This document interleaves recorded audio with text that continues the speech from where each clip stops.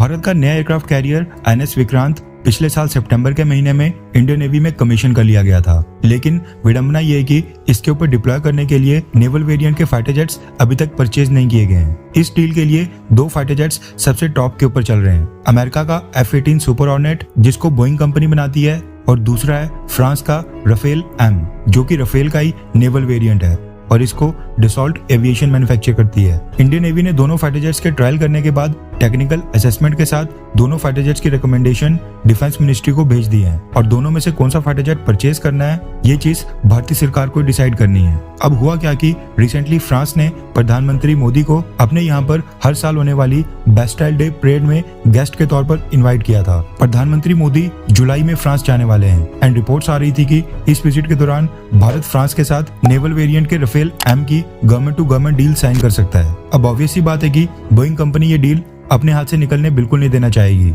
उनके हाथ से कई बिलियन डॉलर्स निकल जाएंगे। ऐसे में बोइंग कंपनी ने भारत के साथ नेगोशिएशंस में जो बाइडेन एडमिनिस्ट्रेशन को दखल देने के लिए कह दिया है। रेफरेंस के लिए आपकी स्क्रीन के ऊपर इंडियन डिफेंस रिसर्च के आर्टिकल का स्क्रीनशॉट है। रिपोर्ट्स के मुताबिक यूएस गवर्नमेंट ने बोइंग की तरफ से F-18 सुपर हॉर्नेट जेट्स के ऑफर को एंडोर्स किया है। जुलाई में फ्रांस जाने से पहले प्रधानमंत्री मोदी जो बाइडेन के इन्विटेशन पर जून महीने में अमेरिका जाने वाले हैं, इसलिए बोइंग ने अपनी लॉबिंग काफी तेज कर दी है और भारत के ऊपर प्रेशर डाला जा रहा है कि जून महीने में ही प्रधानमंत्री मोदी की यूएस विजिट के दौरान भारत अमेरिका के साथ F-18 सुपर हॉर्नेट की डील वहां पर साइन कर ले। F-18 सुपर हॉर्नेट के चांसेस और पक्के करने के लिए बोइंग कंपनी ने भारत को एक और बड़ा ऑफर दे दिया है। बोइंग कंपनी ने कहा है कि अगर भारत ये टेंडर उनको देता है यानी NS विक्रांत के लिए उनसे F-18 सुपर हॉर्नेट परचेज करता है तो फिर वो वेस्टर्न स्टैंडर्ड के साथ साथ Boeing company F-18 super hornet में भारत के वेपन्स को भी इंटीग्रेट करने के लिए तैयार है। यानी बोइंग अपने F-18 सुपर हॉर्नेट में ऐसे चेंजेस करने को तैयार है जिसके बाद भारतीय फाइटर जेट्स के ऊपर जो अभी के समय वेपन्स इंटीग्रेट ऑलरेडी हैं वो सुपर हॉर्नेट के ऊपर भी इंटीग्रेट किए जा सकेंगे। जब भी हम किसी कंपनी से फाइटर जेट परचेज करते हैं तो उसके ऊपर कुछ खास तरह के वेपन्स यानी बॉम्ब्स, मिसाइल्स, म्यूनिशंस वगैरह फिट या फिर इंटीग्रेट किए जा सकते हैं। सेम कंपनी के अलग अलग फाइटर जेट्स हों तो इतनी दिक्कत नहीं आती है, लेकिन अगर दो अलग अलग फाइटर जेट्स हैं तो उनमें दिक्कत काफी आ सकती है। ऐसे में एक मिसाइल दूसरे फाइटर जेट में भी इंटीग्रेट की जा सके उसके लिए उस फाइटर जेट में भी चेंजेस करने पड़ते हैं।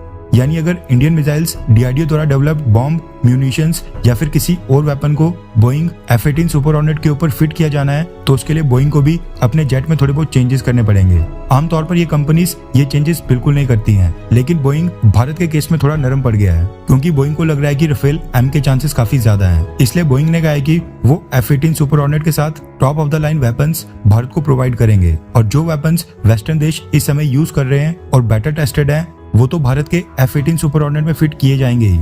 लेकिन अगर भारत चाहता है Astra beyond visual range air to air missiles, smart anti airfield weapon, naval antiship missiles जैसे भारत के existing weapon systems, Boeing company F-18 super hornet के ऊपर भी उनको इंटीग्रेट करने के लिए पूरी तरह से रेडी है। बोइंग का कहना है कि वो इंडियन आर्म्ड फोर्सेस के साथ काफी लंबे समय से जुड़े हैं। भारत बोइंग कंपनी का C-17 ग्लोबमास्टर से लेकर चिनूक, अपाचे हेलीकॉप्टर्स और Poseidon P-8I anti submarine warfare aircraft और कई सारे वेपन सिस्टम ऑलरेडी बोइंग से परचेज कर चुका है जो अभी भी यूज में है। ऐसे में बोइंग भारत के साथ इस रिलेशनशिप को और भी मजबूत करने के लिए ही F-18 सुपर हॉर्नेट के ऊपर इंडियन वेपन्स को इंटीग्रेट करने के लिए भी रेडी है। खैर, वैसे आपको क्या लगता है कि भारत को NS विक्रांत के लिए कौन सा फाइटर जेट परचेज करना चाहिए? अमेरिका से F-18 सुपर हॉर्नेट या फिर फ्रांस से राफेल M?